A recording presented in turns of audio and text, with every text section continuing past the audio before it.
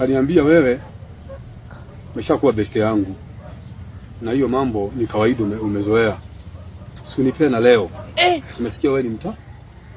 Ni mtamu. Ananiambia mimi ni mtamu mimi. Mwanaume mwenzangu ananiambia mimi ni mtamu. Nikasema basi wewe fanya tu vile unafanya. Nikakubali. Nikaenda kwa choo. Nikaosha, akaniambia nioshe mkundu. Nikaosha, nikakuja. Yenyewe nilikuwa nashiba vizuri.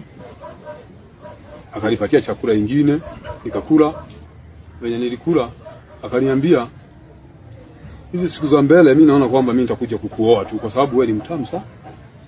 Mtamu sana. Toba wallahi, hiki ninachomwona ni kilio. Hello. Mbona kirahisi mjomba unaachia kijambio? Alivyokuambia mtamu sasa si ungetimua mbio? Ukamua ni heri tu muachie achezee makalio. Hiyo.